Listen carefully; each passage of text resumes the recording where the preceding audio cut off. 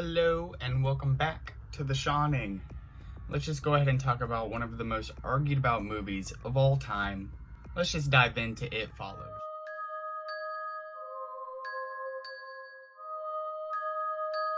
And before we start talking about this movie, do not forget to like and subscribe and share and all that good stuff. Trying to get the channel to grow a little more, and I'm seeing some positive feedback, so I really appreciate that. And I just really enjoy talking about scary movies and such, so yeah, thank you. So It Follows, which is directed by David Robert Mitchell. I'm going to be straight up honest with you. I do not understand why there is so much argument about this movie, because personally I think this is one of the best movies that has come out in the past 6 years since it's been released. And I mean, it's a really solid movie. Now, I do understand the other side of the argument of the people who think that it is overhyped. I understand that too. Sinister, The Conjuring, Insidious, the list goes on and on of just movies that get almost shoved down your throat because it is plastered everywhere. And I know all these spin-offs and things like that doesn't help. But overall, It Follows is a really solid movie that has quite possibly one of the best scores in horror cinema history. All of the characters are very they're believable. They're not characters like in your typical horror movie that you would see. They're just normal teenagers. They're not even normal teenagers. They're just, I don't know, they're there. You develop a sort of care for them because they are just regular people. It is not acting per se. It feels natural. And the plot is Jay, who is this girl who's the main character. She is, dating this guy Hugh. It's all romantic and da-da-da, but he's, wigging out when they're at the movie theater, which, by the way, is the same movie theater that Evil Dead premiered at. So there's your fun fact of the day. So he sees this girl in a yellow dress, but Jay does not, so they freak out, or he freaks out, they leave, and then the next day they go on another date and everything's okay, da-da-da. And then they go to the car, they do whatever they do. And then he puts her to sleep and takes her to this abandoned place. I don't even know what it is. It looks cool. It is super cinematic. The whole movie is shot beautifully, and it's very appealing to look at. This movie, you will get lost in it very, very fast. At least that was the experience I had. I mean, just the other day, I was, I had it on and I was trying to do some art. I was doing way too many things at one time. And every time I would go to turn off the movie, I would fall right back into it and start watching it more and more and more. And it just kept happening over and over again. But anyway, long story short, he's like, yeah, we did it. Now you have this demon thing following you. And if you die, it'll come back after me. So, don't die. It only walks. It can take the shape of literally anyone. It's a lot. But it's not a lot, if that makes sense. Like, for her, it's a lot, but the movie as a whole, it's not difficult.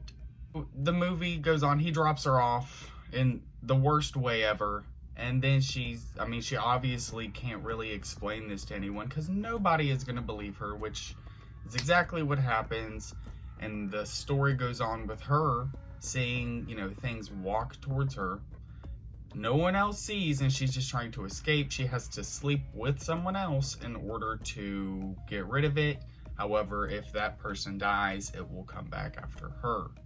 And that's just kind of, that's the plot of the movie. It is really simple, yet it is effective. Now, here is my argument that this movie is great, because perfect example, Halloween. Okay, you have a creature, monster, killer, whatever. It only walks. The score, come on. If John Carpenter did a version of It Follows, beautiful.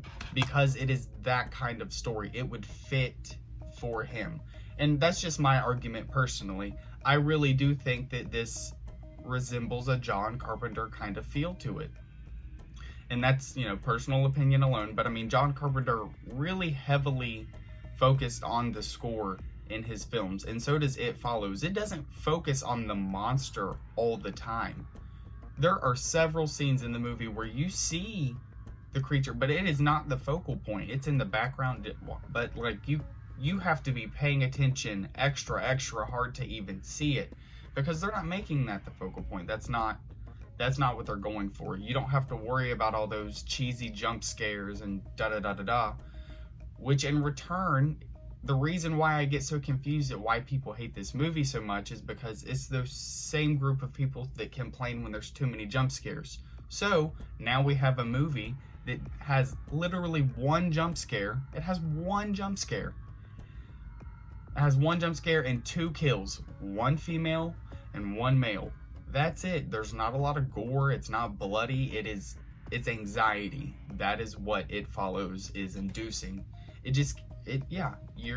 gets you right here, and it never stops. Your anxiety is just all the way through. Another movie that's like that is The Invisible Man. Was like that. Just that high intensity. It's not necessarily gory or slashery. It's just creepy. It's eerie. It's unsettling. So, in that aspect, I think It Follows is one of the best in its class when it comes to that stressful kind of environment. I do think that those long cinematic shots where there's just no dialogue, those do get kind of annoying after a while. Like, you want to have some sort of a build, and I felt like at times there was just way too many of those scenes where it's just like, like watching her put on that ugly necklace. Like, okay, I understand she's getting ready for a date, but I don't need to, see all these really long scenes where nothing really is happening. But that was only mainly towards the beginning. And other than that, I don't really have any other complaints. The tall man is probably the one that scared me the most when I watched this the first time. It messed me up pretty bad. I actually found out today that he had passed away. I didn't know that. I was watching some videos before my video, and then, boom, I found out more information, and I was really sad. And I also want to talk about real quick, the intro to this movie is so perfect. It really sets the tone. They literally sum up the entire movie in that first scene, in that intro, when the girl, she's running out of her house in the heels, and, gets in her car, drives away. She calls her family. She's at the beach all by herself. And then, the next scene, she's all mangled up and disgusting. And I was blown away. Like, that's the perfect opening for a horror movie. Lately, out of horror movies I've seen recently, that one is still such a standout intro because it really sets the tone. You're just like, oh, okay, like, what the hell just happened? And you just kind of know shit's about to go down. Like, it's not going to be good for anybody. They wanted you to feel weird when you watched this movie. So, for example, okay, you see Jay in the swimming pool. But then in, like, the next scene, she's in a summer coat or a winter coat. And they do that on purpose. They did those things to, I don't know, make you feel a certain way while you were watching the movie. Almost confuse you in a way. So you weren't really aware what anything was. If you notice, there's no cell phones. At the beginning of the movie, there's a new car, but then everybody else kind of has older cars. All the technology, like if you look at all the TVs, they're like old TVs from like the 70s. So it's just really confusing. I don't even know what time period this is. And they did that on purpose. So literally everything about this movie is almost a mystery. You have no backstory on the monster. Nothing like that. It's a complete mystery. And that's personally what gives this movie its charm for me, is just the overall complete cluelessness that you have during the whole movie. I mean, that and the mixture of all the different scenes where you can't tell if she sees it or she doesn't because you don't know whose perspective you're on. If you're at her perspective, you'll see the creature. If you're not at Jay's perspective, you don't get to see it. And that is creepy. And that is why I think It Follows is quite possibly one of the best horror movies that has come out of the 2010s easily. And I think it's going to go down as a classic. So that is all I really have to say about It Follows. If you have any movie recommendations or movies you would like me to talk about, please drop them in the comments below. I would like to discuss these movies because sometimes it's really hard for me to decide what I want to watch and talk about, so you can just help me with that.